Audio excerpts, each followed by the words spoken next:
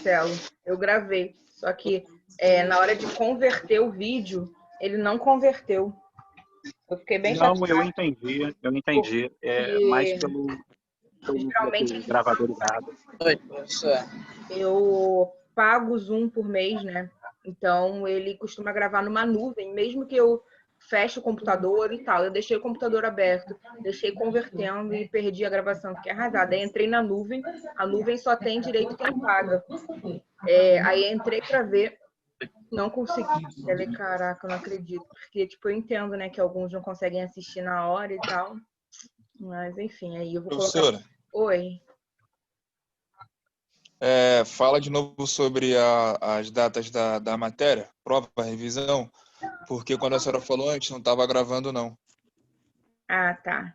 Eu já botei para gravar? Já, né? Já. Então, gente, Agora sim. a aula comigo vai... Hoje... Ah, eu vou sair aqui rapidinho, professora. Eu vou trocar o aqui. Tá bem. Hoje são 31 de agosto. Então, vocês vão ter aula, né, de laboratório no dia 2, que é uma quarta com Josué. No dia 5, que é sábado com Josué. No dia 7 seria aula comigo, mas é feriado. Então não tem aula. Aí dia 9 tem aula com Josué. Dia 12 tem aula com Josué. Dia 14 tem aula comigo, que é a revisão para a prova. Tá? Então ainda tem mais uma aula, 2, 3, 4. Tem mais 4 aulas com Josué. Calma aí, deixa eu botar no mudo, gente, as pessoas, porque senão vai ficar tudo... Senão as pessoas não vão entender o que eu estou falando na gravação. Pronto. Então, ainda tem 4 aulas com Josué comigo, que teoricamente hoje é a última, tá? Aí dia 14, que seria a nossa última mesmo, né, de laboratório, é uma revisão para a prova. A prova vai ser dia 16 com o professor Josué. E no dia 19 vai ser segunda chamada e recuperação, tá? Então, no dia 14, que é a minha próxima aula com vocês, a gente vai fazer uma revisão. Certo? Michele, essa Oi. revisão que você vai dar vai ser da matéria sua e do Josué? Vai ser de Isso. tudo? Ou vai ser só da parte que você deu? Não, tudo. Ah, então tá ótimo. Tá? Que a gente está meio que considerando como se fosse uma matéria só, né? A gente juntou técnicas de laboratório e análises químicas, por isso são tantas práticas. E aí a gente vai usar as 2 notas na mesma, entendeu? Então, por exemplo, se você tirar 10 em técnicas de laboratório, a gente vai lançar 10 em análises químicas também. Porque a gente ia dividir, um ficaria com a disciplina na segunda, técnicas de laboratório, e o outro ficaria com análises químicas na quarta. Só que só que análises químicas é mais difícil. Então, vocês teriam que ter uma noção do laboratório. Então, a gente deixou e eu montei um cronograma, né, semanalmente, numa ordem, para ter uma lógica, entendeu? Tipo, para vocês não sentirem muita dificuldade logo de início. Se eu começasse logo na parte mais difícil, como se fosse laboratório 2, né? Ia ficar complicado. Então, eu juntei laboratório 1 e 2, montei um cronograma, passei para o Josué, e aí a gente está seguindo esse cronograma com todas as práticas. Por isso que tem aula que a gente dá 2, 3. O Josué dá 2 a cada, né? Mas eu, geralmente, hoje eu vou dar 3 práticas. Na última aula eu também dei 3 práticas. Que aí eu consegui juntar todas as 2, entendeu? Nesse período de tempo. E aí, então, essa revisão que eu vou marcar para o dia 14, né? Que é na segunda antes da nossa prova, aí eu vou revisar toda a matéria, tanto técnicas de laboratório como análises químicas. Que aí vocês vão estar preparados para a prova de quarta. Isso. Entendi. E a minha prova vai ser diferente da outra turma que já está se formando? A minha prova vai ter cálculo de físico-química? Ah, verdade. Esqueci dessa parte, Dri. Esqueci. Não.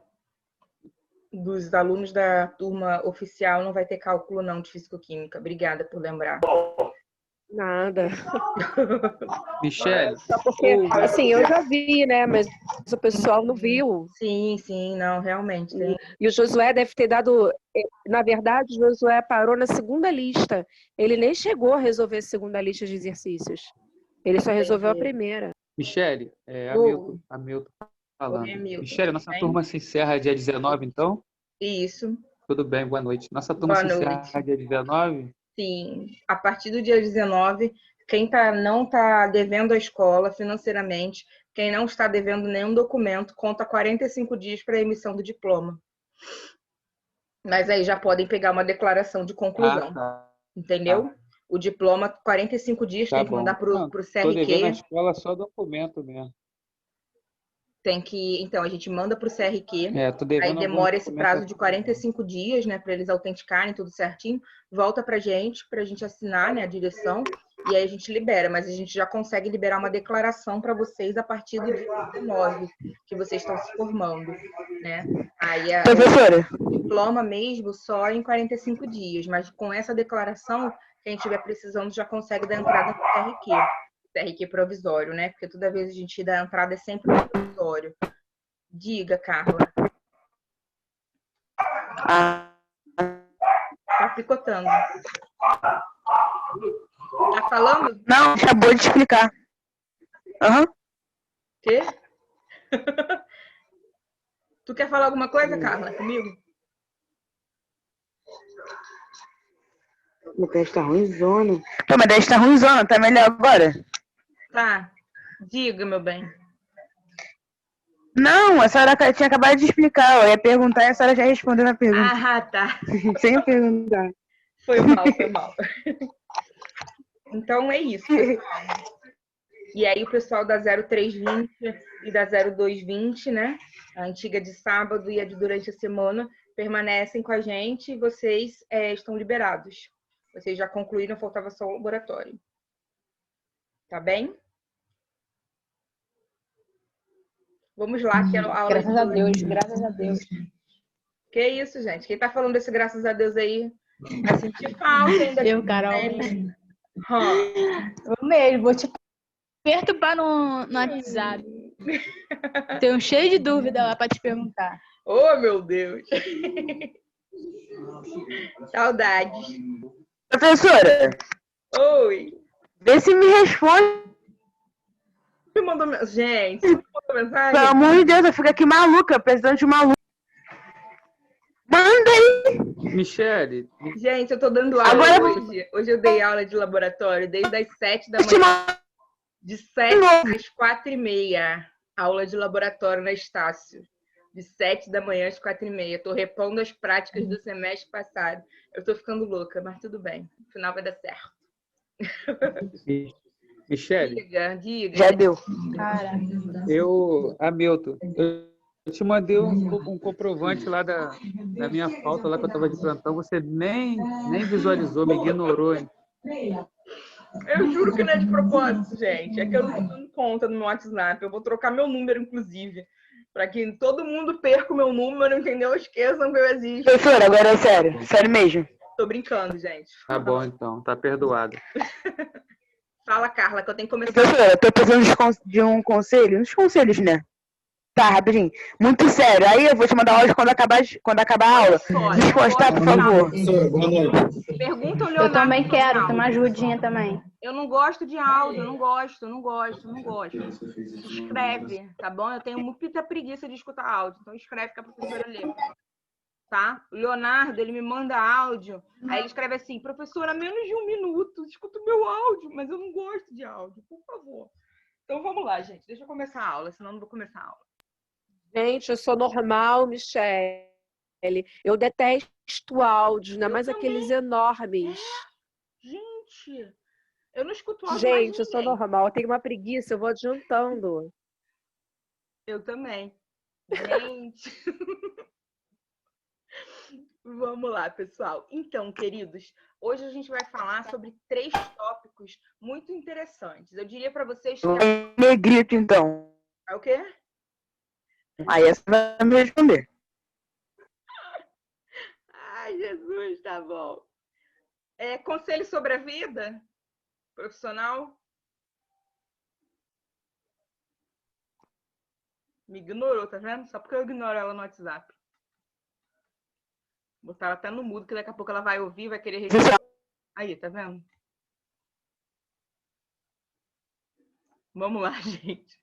Depois eu converso com a Carla. Pior que eu não tô conseguindo botar ela no mudo. Daqui a pouco ela vai começar a falar.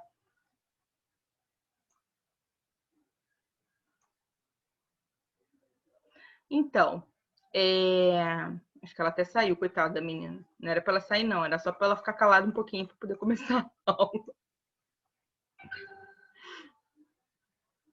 Tá bem, Rafael. Obrigada por você avisar da Ágata. Então, mandei para vocês 3 vídeos. Acabei demorando um pouco para a gente começar, porque os vídeos eram longos, né? Cada vídeo de 10 minutos. Então, por isso que eu demorei um pouquinho. Alguns alunos comentaram que estavam assistindo ainda.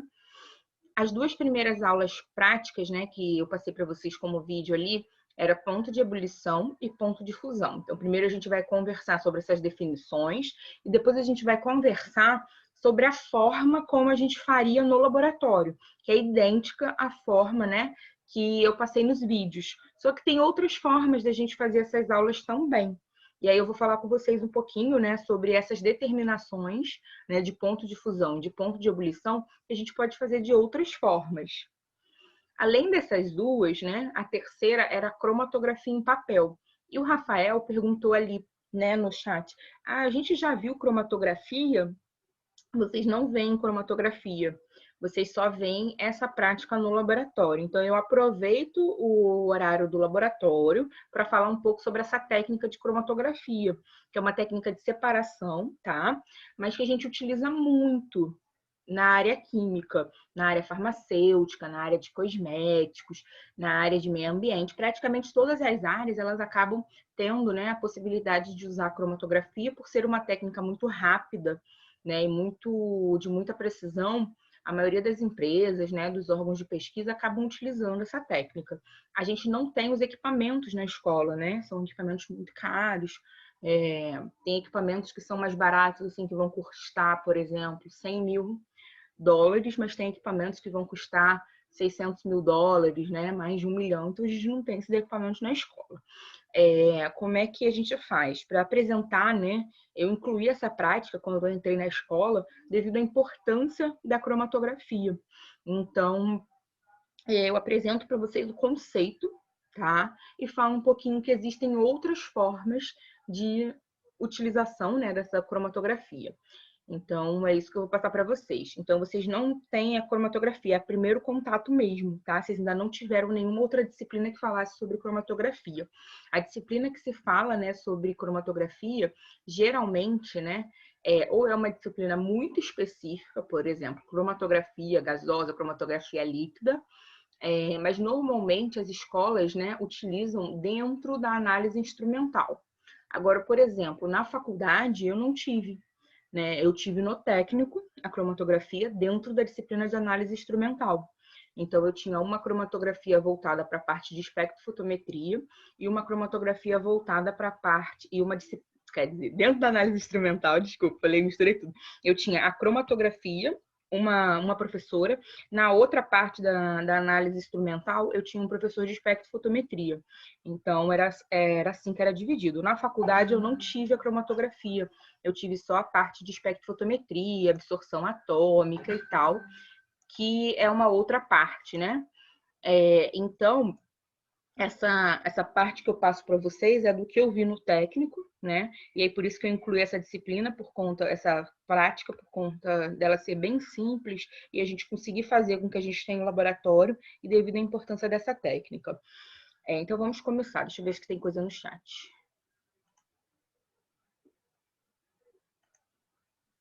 Não tá abrindo. Calma aí. Ah, tá. O Hamilton botou uma carinha.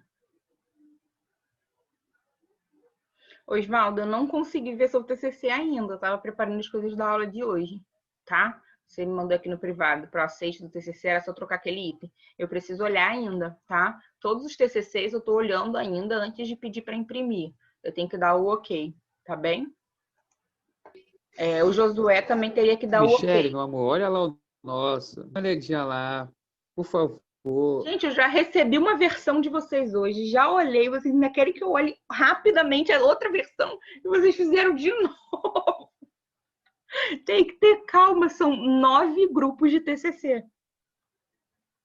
Tá bom? Mas eu vou tentar olhar hoje Michele, ainda. eu vou fazer o seguinte. eu vou aí eu moro perto de você, minha avó, vou pedir Osvaldo para mandar para mim, eu vou aí na sua casa te mostrar, que só assim que você Oh, visualizar. meu Deus do céu! Vamos lá. Então, gente, vou começar a falar com vocês sobre... Calma aí. Esses slides tô colocando lá no Google Classroom, eu estava colocando, mas eu ia colocar os vídeos juntos, aí eu não postei ainda, mas eu vou colocar lá também.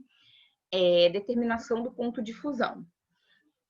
Como é que a gente vai fazer, né? Primeiro, antes de eu falar o que seria o experimento, é importante que vocês entendam o conceito de ponto de fusão. O que é ponto de fusão, né? A gente normalmente trabalha, né, esses conceitos lá no início, tá? No início, como assim? Lá no ensino fundamental, geralmente a professora apresenta pra gente, né, um quadrinho que tem assim, estado físicos, né? Sólido, líquido e gasoso. Do sólido para o líquido, ela coloca uma setinha, né, com o nome da transformação física. E aí ela depois coloca, né, do líquido para o gasoso, depois ela faz o contrário, gasoso para o líquido, líquido para o sólido, e depois coloca direto, né, do sólido para o gasoso. Então nós temos, né, essas formas, tá? Ali de transferência de transformação física, através da transferência de calor. Como é que funciona isso, pessoal? A gente fornece calor e anda, né, do estado sólido. Quando eu forneço calor, eu vou para o líquido. Forneço mais calor, eu vou para o gasoso. Isso seria substâncias normais, tá? Por que substâncias normais? Porque a gente já falou sobre sublimação. A sublimação ela é a passagem do sólido direto para o gasoso, sem ter a passagem, né, do estado líquido. Aí eu dei o exemplo da naftalina, né, que é o naftaleno. A gente normalmente utiliza o iodo na aula, né? Então, algumas substâncias vão ter essa propriedade físico-química de passar direto do estado, né, líquido do estado sólido para o estado gasoso sem passar pelo líquido. Outras não, outras vão fazer igual a água. Eu tenho água no estado sólido, por exemplo, uma pedra de gelo, depois eu tenho ela no estado líquido. Se eu colocar ela para ferver, né, eu tenho ela no estado gasoso. Então, a maioria das substâncias vão se comportar dessa forma. Então, o que seria o ponto de fusão, né? É a mudança do estado físico do sólido para o líquido. Ela está fundindo. Então, e por que a gente chama de transformação física, né? Porque não tem, gente, mudança na composição química. Eu tenho, por exemplo, água no estado sólido. Quando o gelo derrete, não mudou a composição, continua tendo água, tá? Então, nesse caso, quando a gente não tem essas mudanças, né, da composição, a gente chama de transformação física, né? Então, a temperatura de fusão, normalmente, a gente chama de ponto de fusão. Ela é uma propriedade muito bem definida para a substância pura, ou seja, gente, se eu tenho ácido benzoico, ácido salicílico, eu tenho que a temperatura de ebulição, né, ou a temperatura de fusão, essas duas propriedades que a gente vai estudar hoje, elas são muito definidas. Como assim? Se a literatura me diz que é 101, é 101. Se eu faço o experimento e eu vejo que deu, por exemplo, 105 e a literatura dizia que era 101, o que está sendo caracterizado ali, gente? Que tem presença de impureza, tá? Então, a gente pode ter impureza, que aí vai alterar esse valor, né, de ponto de fusão ou ponto de ebulição. Aqui a gente está falando da fusão, então a gente está falando do sólido para o líquido. Então, a gente está trabalhando com substâncias sólidas e a gente quer saber a temperatura em que ela vai ficar líquida. Seria esse o princípio. Então, normalmente, essa análise ela é usada para caracterizar as substâncias. Como assim? Para a gente dizer se é uma substância ou não. Mas pode acontecer, gente, quando eu não tenho nenhuma informação da substância, de eu olhar na literatura e ver dois compostos com o mesmo ponto de ebulição ou com o mesmo ponto de fusão, tá? Não é único. Não é assim, cada componente, cada molécula tem o seu ponto de fusão e o seu ponto de ebulição. Não, eu posso ter valores, né, iguais para diferentes substâncias. Por exemplo, o paraterte butilfenol e o fenantreno Aqui eu tenho 10 carbonos, aqui eu tenho 14. Aqui, além de 10 carbonos e 14 hidrogênios, eu tenho um oxigênio. No fenantreno, eu tenho 14 carbonos e 10 hidrogênios e não tenho oxigênio. Eles têm a mesma temperatura de fusão, 101 graus Celsius. Então, né, se eu verifico, pego um sólido desconhecido, tá? E aí faço um ponto de fusão. Eu tenho uma ideia inicial, por exemplo, pode ser um para-tertibutilfenol, mas pode ser o fenantreno. E aí eu tenho que continuar as minhas análises, eu tenho que fazer análises subsequentes para poder distinguir qual dos dois seria, tá? Beleza. Quando eu pego um livro, né? Antigamente, gente, na época que eu fiz o técnico, né? Não tinha internet tão difundida, né? Isso faz muito tempo. Lá em 2003. Então, já tem aí 17 anos. Então, o que a gente fazia, né? Se o professor passasse um experimento desse, para, por exemplo, conhecer o ponto de fusão, e a gente queria ver se realmente a substância era pura ou não, estava com alguma impureza, né? E aí a gente não tinha como consultar a internet, não tinha internet, né, tipo, tão difundida assim nessa época. Então, na biblioteca e nos laboratórios tinham livros que a gente chama de handbook. E aí nesses handbooks a gente consegue consultar, né, todas as propriedades físico-químicas das substâncias. Então, lá tinha, por exemplo, que o fenol era 101, o fenantreno era 101, aí tinha, tipo, lá do ácido salicílico 122, do ácido benzoico 115, tá? Eu sei que é cento e pouquinho, mas eu tô chutando os valores, eu não lembro exatamente, porque a gente não usa muito no nosso cotidiano, né? Então, acaba que a gente não decora. Mas a ideia é essa. Então, atualmente, né, a gente consegue jogar na internet e procurar em sites confiáveis, né? Quando os alunos os novinhos, né, da 03 e da 02, tiverem TCC comigo, eu vou apresentar para vocês o que seriam sites confiáveis. A gente não pode jogar no Google e acreditar que aquele valor é o ponto de fusão ou o ponto de ebulição, né? A gente vai procurar artigos científicos, a gente vai procurar fontes confiáveis, tá? E aí a gente verifica a temperatura de fusão para ver qual é o nosso componente. Tem 2 alunos com a mãozinha levantada. Eu acho que era a Amanda e agora a Carla. Pode falar, Amanda.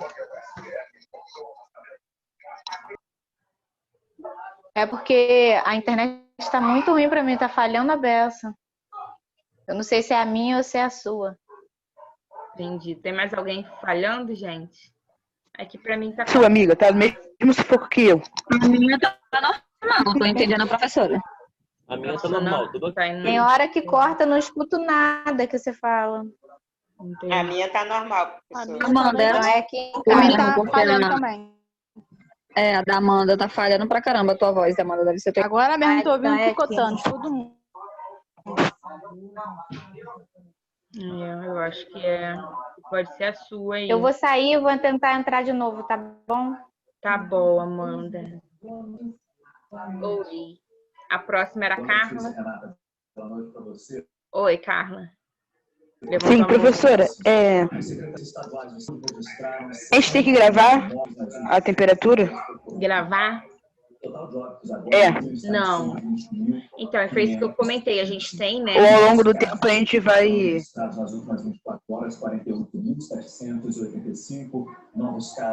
Calma aí, vou botar no mudo porque tem alguém vendo TV.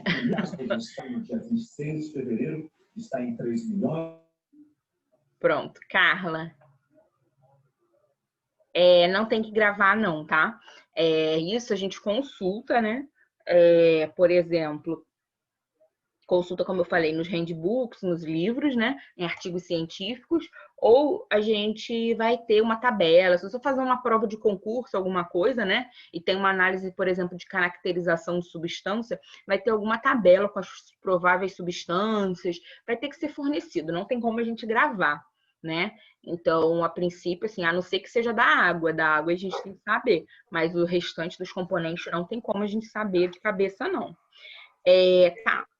Agora tem uma informação importante, tá, gente? Nesse ponto de fusão e no ponto de ebulição. Quanto mais forte forem as ligações intermoleculares, Michele, o que são ligações intermoleculares mesmo? A gente vê lá no capítulo 3 de inorgânica, química geral inorgânica. tem a ver, gente, com a interação entre moléculas. Então, não é ligações entre átomos, por exemplo, entre carbono, oxigênio e hidrogênio. É entre, por exemplo, água e água, entre moléculas. Então, a gente viu lá que tinha dipolo induzido, ligação de hidrogênio. Então, quanto mais forte forem essas ligações, maior são essas temperaturas. Por quê? Porque eu tenho que fornecer calor para quebrar, afastar, né, essas minhas moléculas. Porque qual é a ideia, gente? Quando eu tenho uma estrutura sólida, eu tenho que as moléculas estão próximas uma das outras. Quando eu vou para o estado líquido, elas já estão parcialmente. Quando eu vou para o estado gasoso, elas estão bem afastadas. Então, eu tenho que fornecer muito calor, né, para separar essas moléculas, para poder mudar de estado físico. Então, isso também é uma informação importante.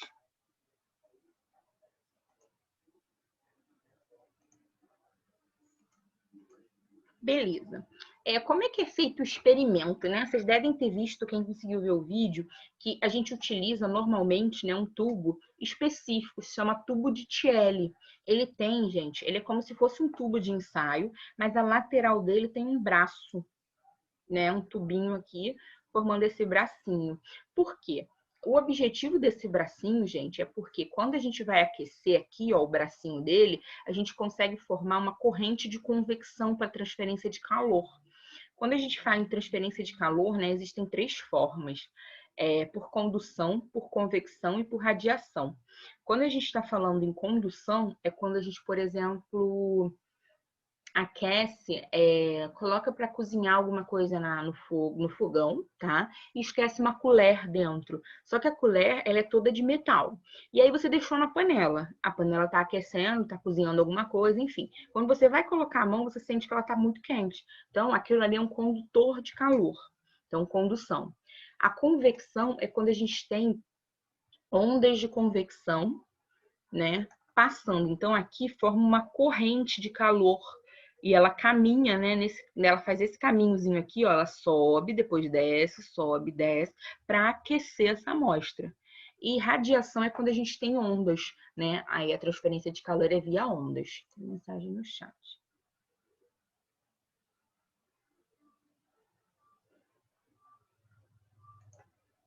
Então, o que acontece? O tubinho de Thiele, ele é específico para essa análise, tá? Como é que a gente faria, tá, pessoal, na aula prática? A gente teria que utilizar o bico de Bunsen. Além do bico de Bunsen, a gente utilizaria o tubo de Thiele. Dentro do tubo de Thiele, a gente coloca um líquido para servir como se fosse um banho de aquecimento, tá? Ele vai ajudar na transferência de calor nessa corrente de convecção. Aqui dentro, a gente colocaria um termômetro normal de laboratório. Mas a gente prenderia essa amostra, né, colocaria a amostra no que a gente chama de capilar. Não sei se vocês repararam no vídeo, é um tubinho muito fininho, tá? Esse tubinho extremamente fino, a gente coloca a amostra dentro dele, né? E depois prende com um elástico no termômetro. O ideal é que as alturas aqui, ó, do bulbo do termômetro com o capilar que está com a amostra seja a mesma e que essa altura aqui, ó, gente, do tubo capilar e do termômetro fique nessa altura aqui, ó, de onde sai a corrente de convecção. Então, aqui está dizendo isso. Só que, gente, o capilar, quando a gente compra o capilar, ele vem com os 2 lados abertos. Então, é como se fosse um cilindro de vidro. Então, o que a gente faz? Tá com alguém com o microfone ligado, pessoal. O que a gente faz? A gente fecha esse capilar na chama. Então, a gente pegaria um capilarzinho desse, ficaria girando aqui no fogo, até ver que selou a ponta. Fechou. Aí, deixa eu tirar, botar a pessoa no mudo. Pronto. A gente ia ver que fechou, que selou esse capilar. E aí sim a gente conseguiria, né, fazer a amostra, fazer a análise. Os alunos fizeram isso comigo, os meus de quinta e sexta. Agora que eu tô lembrando.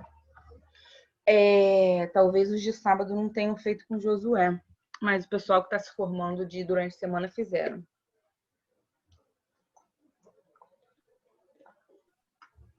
Fala, Rafael.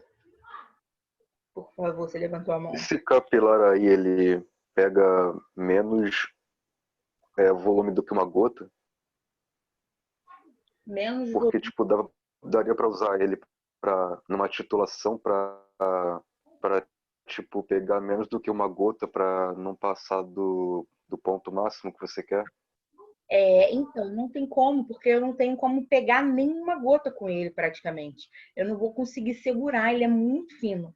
Então, aquela gota ali, ela vai cair tudo, entendeu? Eu não vou conseguir ter a precisão de botar apenas uma gota. Aí vai ser pior, entendeu? Tipo, é melhor tentar girar a bureta, né? O menos que consiga, menos possível ali, né? Porque ele é muito fininho, eu não tenho ideia de tamanho para falar, mas são milímetros de tão fininho que ele é.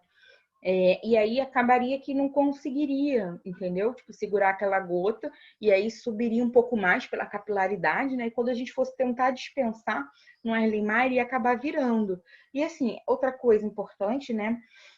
Quando a gente fala em titulação, é que a titulação a gente contabiliza tudo, né? Quantifica tudo. Então ali ele não é de precisão, então a gente não consegue saber o quanto vai ter, né? Cair, faz sentido. Perderia a análise. Então era importante, assim, acho que não poderia ser utilizado não numa titulação. Se fosse uma análise, por exemplo, qualitativa, né? Só para ver uma mudança de cor, alguma coisa, gotejar, mas assim, sem ser uma gota só. Se for só necessário uma gota, aí não daria certo, tá? Fala, Carla. A senhora pode até ter falado, mas eu não prestei muita atenção. Para que exatamente esse capilar serve? Esse capilar é para colocar a amostra. Aqui dentro vai um líquido, que pode ser óleo de cozinha, glicerina, que é um líquido que vai fazer como se fosse um banho-maria, né? Um banho para aquecimento. Aqui dentro o termômetro e o capilar. O capilar é onde vai a amostra sólida. A gente coloca, deixa eu ver se já tá na outra, já dá para ver. Calma aí. Coloca assim, ó. Ah, tá. É aquele capilar, né, professora? Que a senhora falou no curso. Isso. Que a amostra passa por dentro dele. É isso? Isso mesmo. Ah, tá. Como é que seria o fechamento do capilar, pessoal? A gente acenderia o bico de Bunsen, pegaria o capilar, giraria na chama e aí forma como se fosse uma coisinha arredondada na ponta, que antes não tinha, era uma ponta reta, né? Aí fecha o capilar, a gente chama de selar o capilar. Fecha um lado só. O outro lado, a gente coloca a amostra esqueci o nome, gente, no vidro de relógio, tá? O nosso pozinho. E a gente vai batendo esse capilar aqui para a amostra ir subindo. Aí a amostra sobe por um pedacinho do capilar. O que a gente faz? A gente vira o capilar ao contrário, tá? Virando o capilar ao contrário, isso aqui é como se fosse um elevador, tá? Aí a gente coloca o capilar aqui dentro, só com a parte de baixo virada para baixo, tá? E deixa ele quicando ali dentro, batendo. Por quê? Porque aí o sólido, né, ele se assenta para a ponta, para ficar como se fosse assim, ó, o sólido na pontinha do capilar.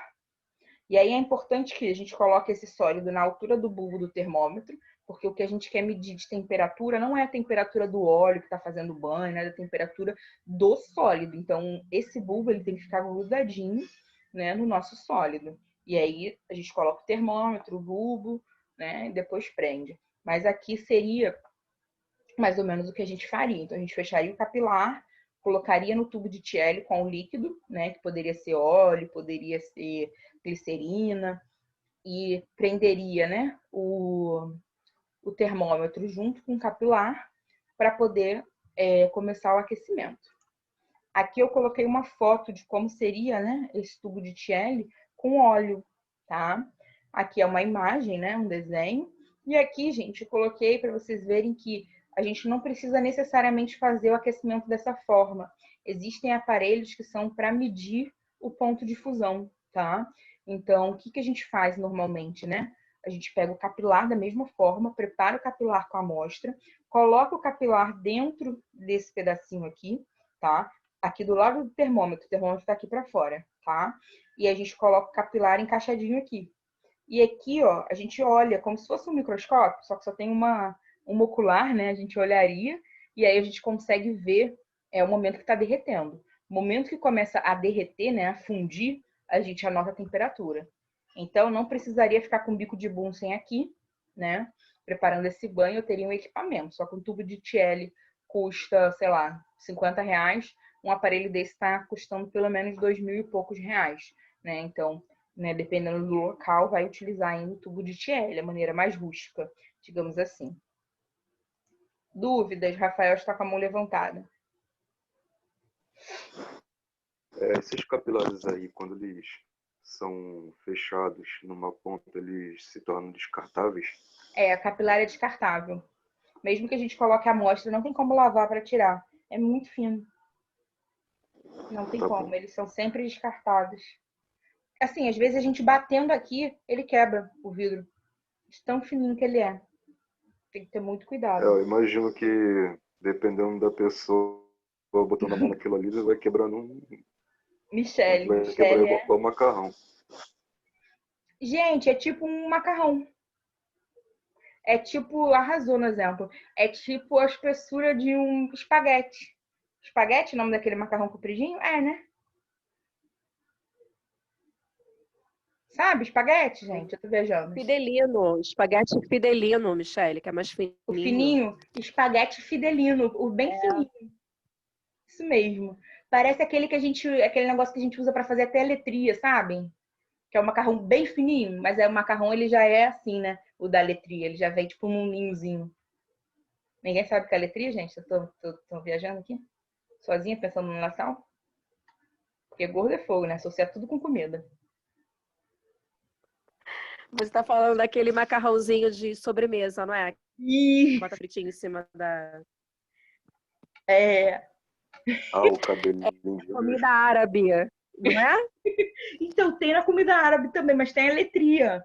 A letria, gente, do Natal, que faz com leite condensado. Não? Já ouvi falar, professora, mas nunca comi não. Deve ser macarrão com leite condensado. É uma delícia. Não casa não. Não conhecem, não? Vou até procurar a receita agora, fiquei até curiosa. Não. Calma aí. Achei uma foto aqui. A foto da minha mãe não fica assim, não, mas, pô, a letrinha é bonzão. Deixa eu mandar aqui no chat pra vocês verem. Então, mais ou menos do fio de ouro.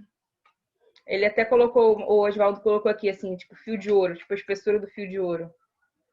Não é fio de ouro que chama, não, é fio de ovos.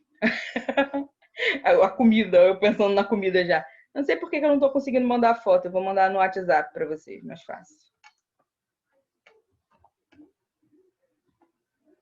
Mas vou mandar, além da letria, eu vou mandar o capilar também, né, gente? Porque senão, falar só da comida.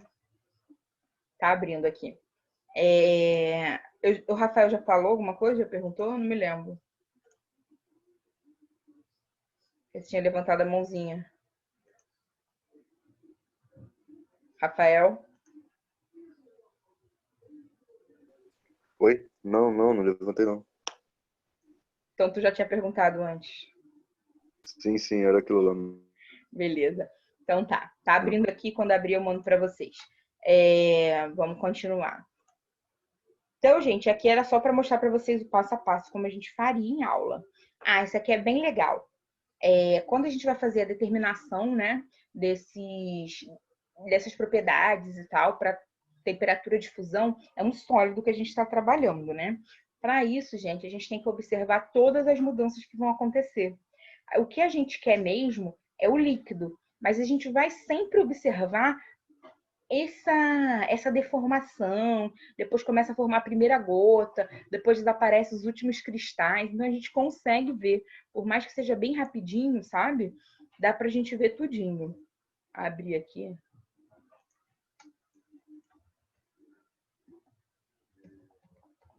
A letria. A letria doce, é uma delícia, gente. Mas eu vou mandar o capilar também, porque é capilar, laboratório. Joguei capilar, apareceu cronograma capilar. Eu tinha que ter uma foto comparando o tamanho dele para poder, tipo assim, com uma caneta do lado, para vocês terem uma ideia do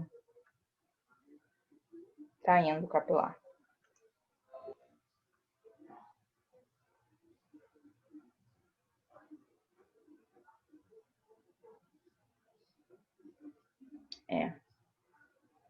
Vamos lá, vou continuar então.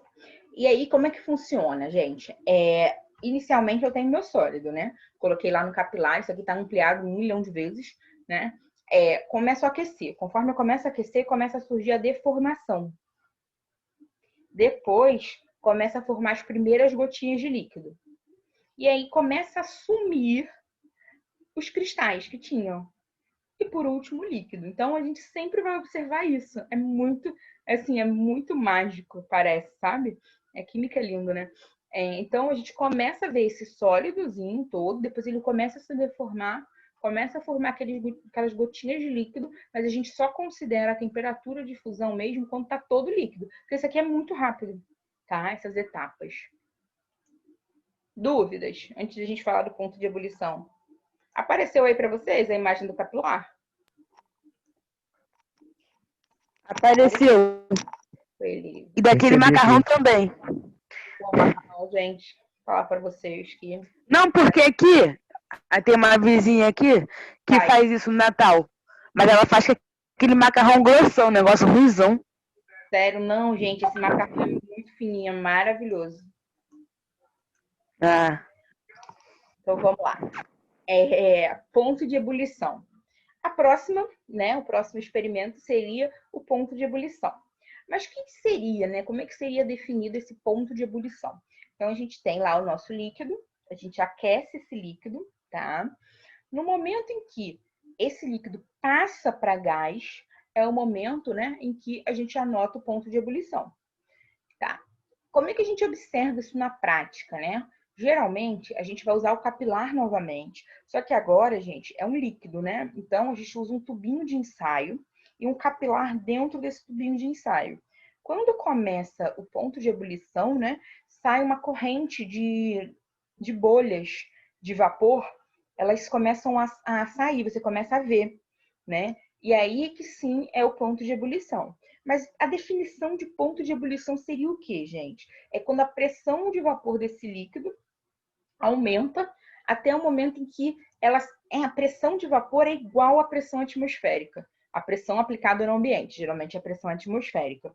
E aí, quando acontece isso, a igualdade da pressão de vapor, né, com a pressão, né, do ambiente, a pressão atmosférica, nesse momento em que ocorre a ebulição do líquido, que ele começa a ferver, né, em popular a gente chama. Normalmente, as tabelas vão apresentar o que a gente chama de ponto de ebulição normal. Esse ponto de ebulição normal, ele está medido, né, a 760 milímetros de mercúrio, que seria, a princípio, a pressão atmosférica. Se a gente tiver uma pressão mais baixa, né, a pressão de vapor necessária vai ter que ser mais baixa. O líquido entrar, então ele vai entrar numa ebulição a uma temperatura menor, tá? Então, falando assim em linhas gerais, o que seria? Seria o momento em que a pressão de vapor do líquido é igual à pressão externa da superfície, né, desse líquido ali. Então, a pressão ambiente, a pressão atmosférica, ela vai se igualar à pressão do vapor do líquido. Então, a gente começa a aquecer e aí até o momento em que essas pressões se igualem. No momento em que as pressões se igualem, a gente tem o início, né, da ebulição, começa a ferver. Nesse caso, gente, a gente anota também a temperatura de ebulição. Qual vai ser a diferença no aparato experimental? O aparato experimental vai ter o termômetro, vai ter o capilar tem que estar fechado, mas agora a gente não bota o sólido, foi aquilo que eu falei com vocês, a gente usa um microtubo, como se fosse um tubinho de ensaio, tá?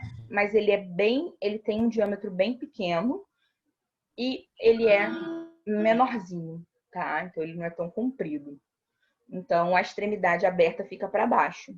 E aí a gente tem que vedar, eu não coloquei a foto, a gente tem que vedar bem essa partezinha aqui, né? Mais até do que do ponto de fusão.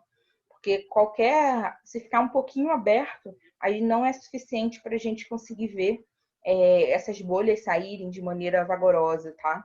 E aí às vezes a gente não consegue ver.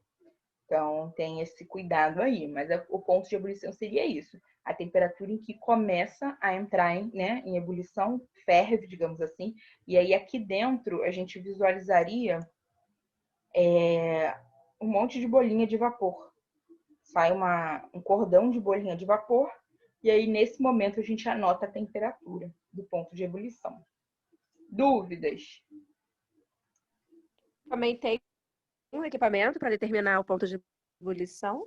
Então, de ebulição não tem assim tão direto, né? Coloca um capilar e tal. Tem outras formas da gente verificar, por exemplo, tem uma que é bem simples, você coloca o becker para ferver, né? E coloca um termômetro dentro, né? E aí coloca um tubinho de ensaio. Eu fiz esse até naquela orgânica experimental, fiz como eletiva lá na faculdade.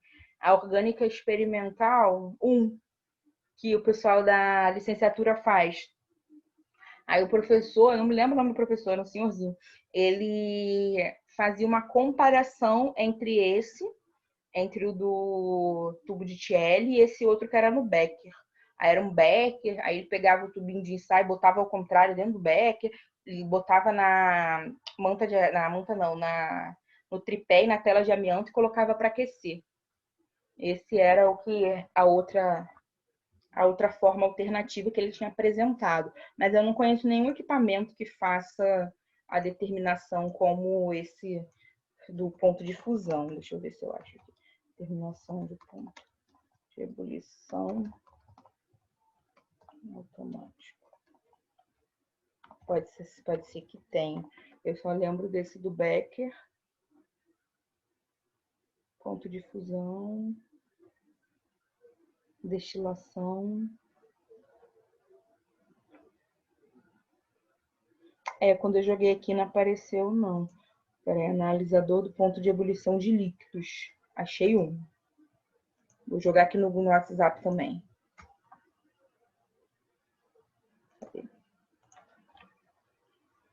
Deve ser tão caro que nunca vamos usar isso.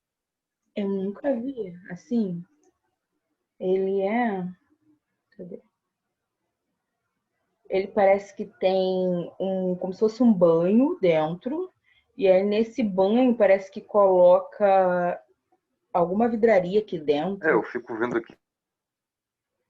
E deve medir a temperatura por aí. Nunca tinha visto assim, não. Alguém já tinha trabalhado, gente, com ponto de ebulição desses mais automáticos?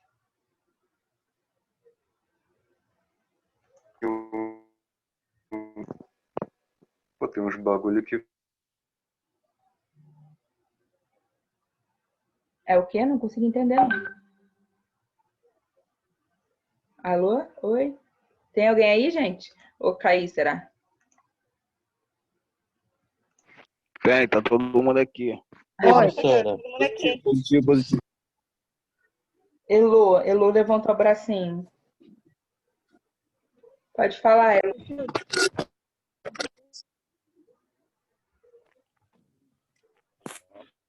Só para dizer que eu tô aqui também. Que bonitinha.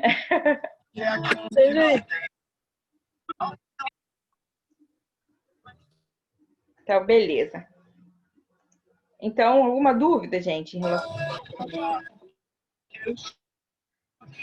a música boa?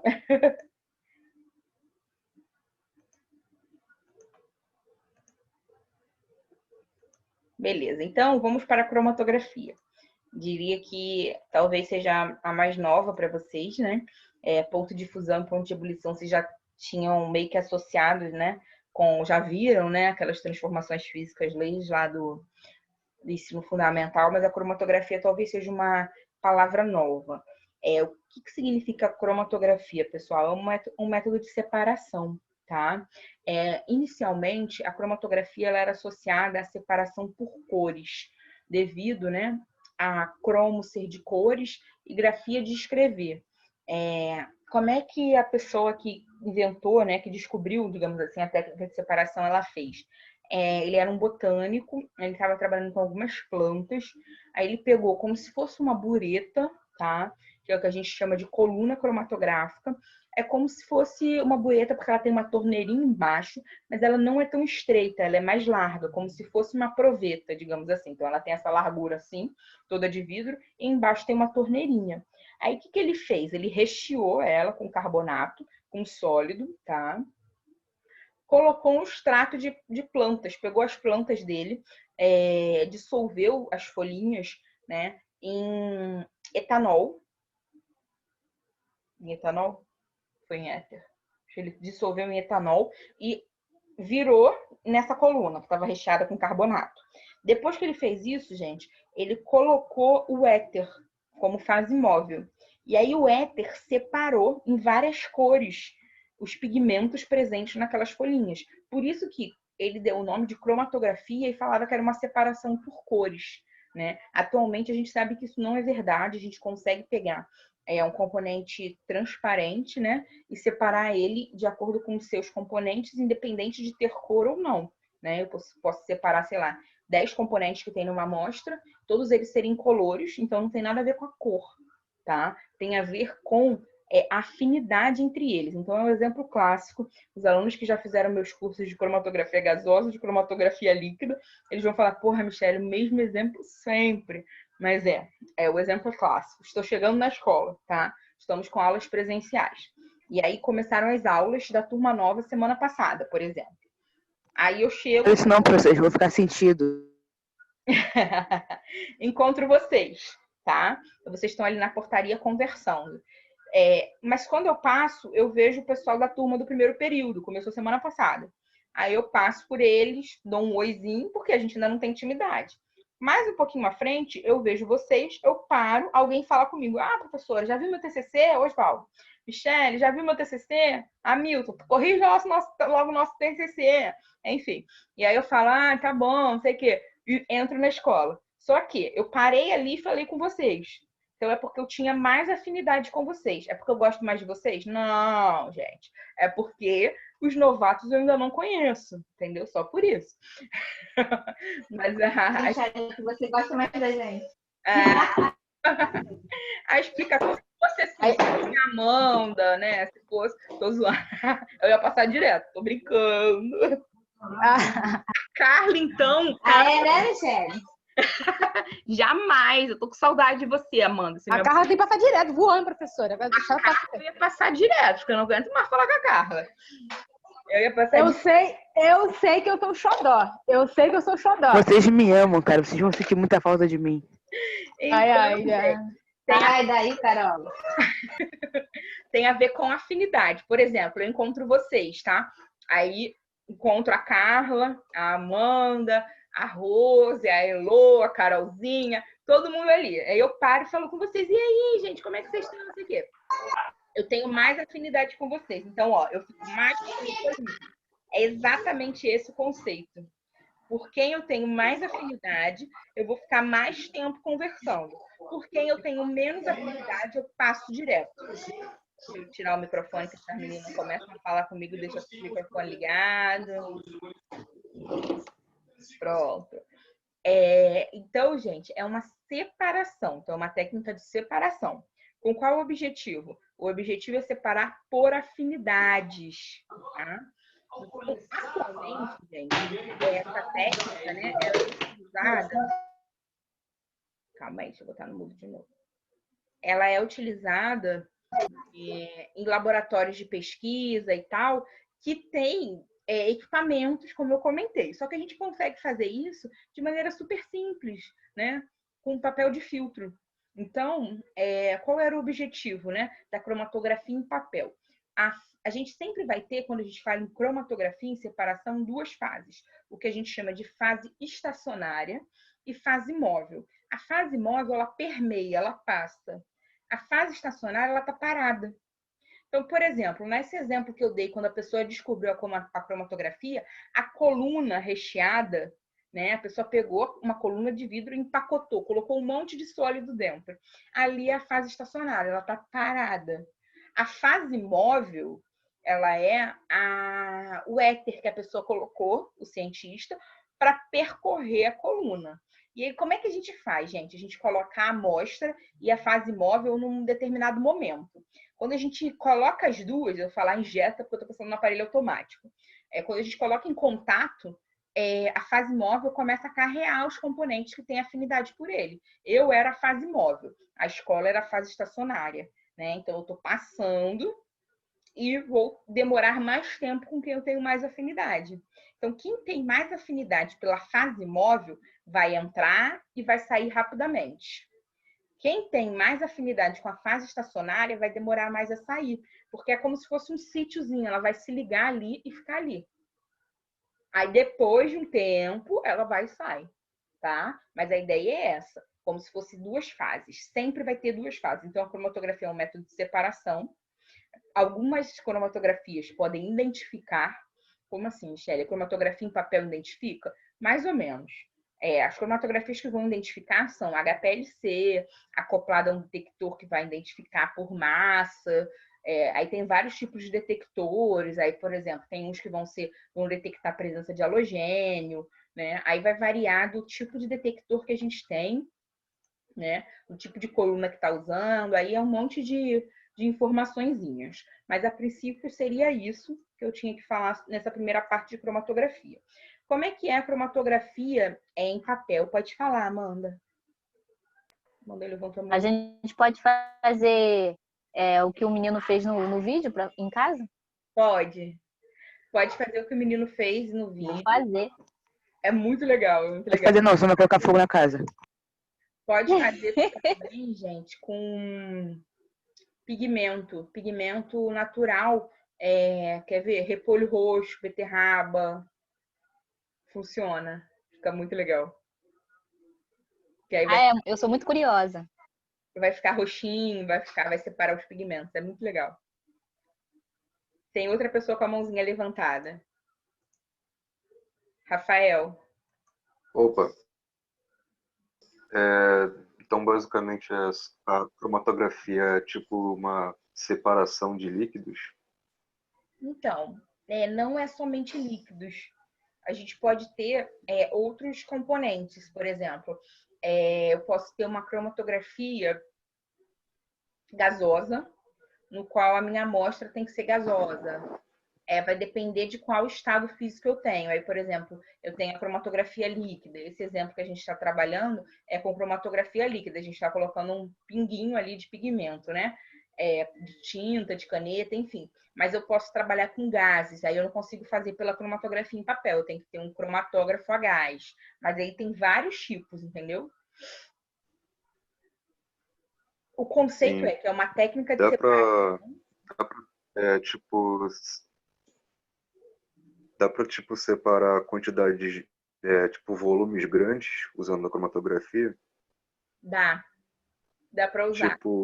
A gente vai ver uma cromatografia melhor do que, sei lá, do papel, porque ela pareceu meio, não sei, pequena. Não.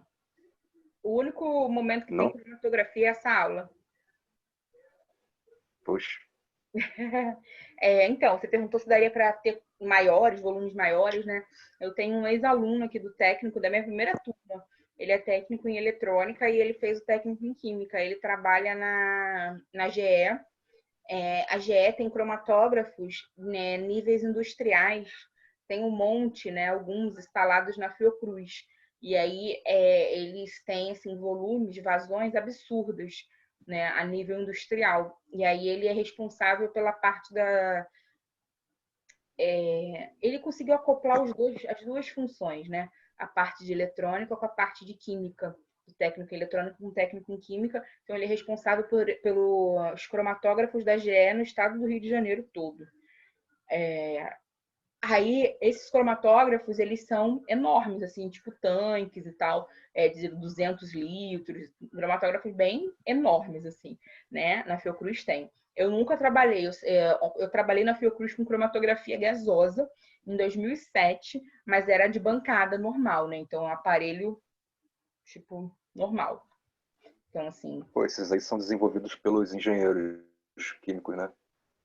Então, normalmente é acoplado, né? Tipo, não é só engenheiro químico, tem que ter um engenheiro eletrônico junto, porque são muitos circuitos, né? Então, a parte do engenheiro químico, ele vai vir projetando a parte mais de separação e tal. Então, assim, ele vai orientar qual seria a melhor coluna, qual seria o melhor detector. Mas aí, por exemplo, a ligação da coluna para o detector no equipamento, né, aquele circuito, aí alguém da eletrônica que vai fazer, né? Então, acaba que são funções normalmente tudo junto. Assim, eu diria para você que a parte que mais os engenheiros trabalham, vocês ainda vão ver, né, é na parte das operações unitárias. O pessoal que está se formando já viu. É assim, o que a gente faz? A gente projeta um trocador de calor, a gente projeta uma bomba, a gente projeta uma absorvedora, uma adsorvedora. Então, assim, quem trabalha na parte de processos, né, da parte de engenharia de processos, que normalmente a gente chama, né? São os cargos até para concurso para Petrobras, geralmente abre para engenheiro de processos e tal. Aí seria para projetar esses equipamentos, né? A parte da cromatografia, eu nunca vi assim, muito o engenheiro químico atuando, não. Eu sempre brinco que os químicos, né, químico, bacharel em química e tal, química com atribuição tecnológica, eles sabem mais a cromatografia do que os engenheiros, porque eles têm essa disciplina, né? Eu não tive, eu fiz curso, né, eu tenho curso pela Fiocruz, né, que é que eu trabalhei lá de cromatografia, tenho do técnico em química só, na faculdade eu não tive cromatografia. Então, normalmente, o pessoal que faz a química mesmo, né, sem ser engenheiro e tal, eles têm muito mais cromatografia do que a gente. Então, eles têm uma base. Quando eu dou curso de cromatografia, né? Do CG e do HPLC. Quando eu dou esses cursos, eu sempre brinco que os técnicos em química, eles precisam saber o que é a cromatografia, precisam saber melhorar um método, mas criar um método, normalmente são os químicos que criam. Né? Então, a empresa vai contratar um químico de nível superior, provavelmente que tenha uma pós-graduação com alguma ênfase, né, na área que tem a cromatografia, e aí essa empresa vai contratar ele vai criar um método, e aí, normalmente, quem vai trabalhar, quem vai operar no dia a dia vai ser os técnicos. E aí, assim, o que vocês são questionados, né? Ah, precisa melhorar isso aqui, então troca a coluna, troca o detector, são questionamentos assim. Melhora a vazão, tá saindo o pico tá estourando, então tá muito concentrado, tem que diluir, né? Seriam testes mais assim, mas geralmente montar o método, as empresas vão contratar pessoas que têm muita habilidade, né? Eu conheço uma menina que ela tem pós-doc na área de cromatografia. Então, assim, ela fez o mestrado, fez o doutorado, fez o pós-doc. Pô, é bom que não sobrecarrega o engenheiro. Com cromatografia. Então, assim, as empresas chamam ela para trabalhar criando os métodos, né? Essa menina lá do fundão, ela é muito inteligente. E então, assim, tem vários, né? Vai dependendo muito do ramo que você vai seguindo. Então, assim, eu sempre falo, a engenharia química ela é muito ampla, mas você acaba se especializando muito num pedacinho, né? Assim, como todas as funções, né? Às vezes as pessoas perguntam, você vai ficando muito específico. Sei lá, pergunta clássica, você sabe fazer, tipo, coisa de droga e tal? Sempre perguntam isso. Não, tipo, nunca trabalhei com essa parte, olha só, entendeu? Tipo assim, não tem a ver comigo. Então, assim, as pessoas, né, os alunos, de uma maneira geral, perguntam, sabe fazer bomba? Não, eu nunca fiz uma bomba. Então, assim, eu tenho que sentar, procurar, né? Porque a gente não aprende tudo na faculdade, né? Então, a gente vai sempre se aprimorando. Então, eu sigo a carreira, né? Assim, a minha carreira, a princípio, eu entrei na parte de fenômenos de transporte, que é essa parte de trocador de calor, transferência de calor, e depois eu fui para a área de termodinâmica, que é a parte de físico-química. Então, nessa parte, eu sei um pouquinho, né, da área gigantesca, mas aí é sempre o que eu falo, as pessoas vão se especializando, e aí, assim, normalmente, num grupo de pesquisa, a gente tem vários pesquisadores e um vai complementando o outro, né? Porque é uma infinidade de sub-áreas, digamos assim, né? Então, até mesmo dentro da faculdade, a gente tem vários departamentos, né? E aí, assim, às vezes as pessoas perguntam para você uma coisa de orgânica, para um professor de inorgânica, mas assim, o cara, tipo, ele pode lembrar ou não, porque assim, ele trabalha há 1 milhão de anos na inorgânica, ele fez toda a carreira dele na inorgânica, então aquele tipo de reação, SN1, SN2 da orgânica, nossa, a pessoa nunca vai lembrar. Então é muito do caminho que você vai seguir, né? Ai. Sim, sim. E é bom que cada um ali fica meio que valorizado, né? Porque cada um vai saber uma parte. Isso. E aí vai um complementando o outro. Isso que é muito bacana, assim, na ciência, né? Na pesquisa de uma maneira geral. Beleza, beleza. Pessoal, alguma dúvida até agora sobre o conceito de cromatografia? Não, professora. Não. Tá tudo bem. Beleza. Então, vamos lá. Tá, e aí o que a gente vai fazer? É o mesmo experimento que o rapaz fez, né, no videozinho. Só que aqui a gente vai trabalhar com cromatografia em papel. Ele só falou cromatografia em papel, então tá dando mesmo. A cromatografia em papel, gente, ela vai usar aquele papel de filtro, igual a gente usa em filtração, tá? Em casa a gente pode usar o filtro de café, tá? Para fazer o experimento. E aí, como é que a gente faz, gente? Ali, né, a fase estacionária é a celulose presente naquele papel.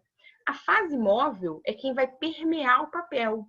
E interessante que a gente pode fazer com várias fases móveis, né? Normalmente lá na aula eu fazia com etanol e água. Fazia uma mistura 50% de etanol e água, colocava. Algumas coisas importantes, né? A gente corta o papel, faz uma linha de lápis. Por que de lápis? Porque se eu fizer de caneta, quando o álcool passar, ele vai borrar tudo, né? E a linha de baixo é a minha referência, tá? Para fazer os cálculos. Então, nesse caso, o que a gente faria? A gente mergulharia esse papel dentro do líquido, só que normalmente, gente, a linha que a gente faz com os pigmentos, ela fica acima do líquido. Ah, Michele, então não vai funcionar, não sei o que e tal. Não, a fase móvel ela vai permear, ela vai eluir, ela vai subir pelo papel, né? Por capilaridade, que seria o nome. Então, ele vai subindo e quem tiver mais afinidade vai percorrer um maior caminho com a fase móvel. Quem tiver mais afinidade com a celulose vai ficar ali retido, logo no início. E então a gente vê manchinhas que ficam bem no início e manchinhas que seguem, né, mais à frente. Então isso que vai meio que diferenciar ali a cromatografia, né? Tipo, a separação. A gente vai ter a fase móvel e a fase estacionária, e a interação entre essas fases é que faz essa separação. Tá, aí existe um conceito chamado fator de retenção. Normalmente, o fator de retenção que a gente calcula tem associado a esse tempo em que ele vai levar para percorrer, mas não é tempo, né? A gente faz em medida, a gente mede o papel com a régua, tá? Então, normalmente, a gente vai fazer a distância percorrida pela mancha dividido pela distância do eluente. Vou mostrar numa figura que fique melhor. Por exemplo, gente, ó, fiz aqui o tracejado, é a minha linha de partida. Coloco o primeiro pigmento, o segundo pigmento. E aí, depois eu coloco isso aqui dentro do becker, da cuba cromatográfica. Que pode ser um beckerzinho, um copo, enfim. E aí, coloco o nível do líquido abaixo das bolinhas, não podem encostar. E aí, por capilaridade, a fase móvel vai eluir, vai subindo no papel. Até uma marca que eu determino, que é a linha final. Por exemplo, aqui é meu ponto final, tá? Como é que a gente faz? O ponto final é o denominador, é esse C. Então, tudo que a fase móvel percorreu é o que eu chamo de C. Agora, para eu achar o fator de retenção, eu pego a distância até a mancha final, dividido pelo todo que ela podia percorrer. Então, por exemplo, aqui no A, tá? Retenção do pigmento A. Eu tenho até onde o A foi, que é esse Azinho minúsculo, essa distância. Quantos centímetros? 3 centímetros. Mas quanto é o todo? 8. Então, seria 3/8. Ah, esse aqui, ó, o B percorreu mais, percorreu 7. Então, 7/8. A base é sempre a mesma, que é até onde o líquido podia percorrer, até onde o líquido percorreu. Tem mensagem no chat. Amanda Xodó. A Amanda é muito fofa. Mas todo mundo é meu xodó. Para com isso. Marco de ciúminho, gente. Todos são meus xodós. Parem de graça. Vamos lá. Então, seria esses os cálculos. Eu acho que eu botei umas imagens. Aqui eu peguei de um artigo, só para vocês verem. Ó, ele pegou um papel de filtro, que pode ser o papel de filtro que a gente usa em casa para fazer café. Ai, gente, passei direto. Aqui ele fez as bolinhas de canetinha. Aqui ele está colocando numa cuba que é como se fosse uma travessa, um pirex. Ele está botando etanol. E aí, depois que separar, vai ficar assim, essas manchas. Então, por exemplo, a gente deixaria o líquido, né? A folha molhou até aqui, tá, gente? Até aqui em cima. O que eu faço? Isso aqui seria o meu denominador do fator de retenção. A cor que manchou, por exemplo, azul. Azul não, verde isso aqui. Verde veio até aqui. Eu meço o tamanho da corrida do verde. Aí eu pego o verde e divido pelo solvente. Então, vamos supor que aqui foram 3 centímetros. E aqui tudo era 9. Então, fica 3 sobre 9. Seria o meu fator de retenção. Aqui seria exatamente o que a gente faria no laboratório. A gente colocaria, né, os pigmentos no papelzinho, colocaria o líquido dentro do becker. Eu geralmente fecho aqui com uma... Gente... Esqueci o nome, vidro de relógio. É a segunda vez que eu esqueço o nome deles hoje. Vidro de relógio, só para não evaporar o solvente, tá? E deixo percorrer. E aí depois eu tiro, deixo secar um pouquinho e faço essas medidas. Michele, o meu pigmento partiu em 2 cores, dividiu em 2 cores. O que eu faço? Eu escrevo normalmente assim, ó, gente. Se vocês fossem fazer relatório, estaria assim: caneta preta, cor azul. Né? Aí eu faria o cálculo da cor azul. Caneta verde, o cálculo e cor verde, o cálculo da cor verde. Aí, sei lá, cor amarela, o cálculo da cor amarela. Vou para a próxima caneta. A próxima caneta abriu em amarelo e vermelho. Então, vamos lá. Caneta tal, é cor amarelo. Aí eu meço aqui o amarelo. Professora, ficou tudo irregular aqui, ó. Eu pego o maior tamanho. Tá? É uma referência que eu uso. Eu sempre uso o maior tamanho. Aí depois eu venho e pego o vermelho. Pego o maior tamanho também. Divido pela distância total. Seria essa a ideia. Aqui tem o passo a passo, ó. A fase estacionária seria o meu papelzinho de filtro. A fase móvel eu coloco dentro do becker, tá? Sem encostar na linha. Depois, né? Por eluição, por capilaridade, ele vai subir. Eu fecho aqui, né? Com vidro de relógio, caso que não saia o vidro de relógio de novo. Aí, depois disso, deixo um tempinho para separar tudo, né? Para percorrer. Retiro e faço as medidas. Dúvidas? Não. Não. De boa, de boa. Não tenho dúvida, não. Mas, professora, só serve com aquele papel de filtro? Não, é porque ele é um pouquinho mais grosso, né? O papel toalha vai desfazer, eu acho. Tô tentando fazer aqui, mas não deu certo com o papel A4, não. Agora tô tentando com o papel toalha. Será que o papel toalha vai? Não sei. Eu acho que o papel toalha vai ser pior do que o A4. Não tem papel de café, não?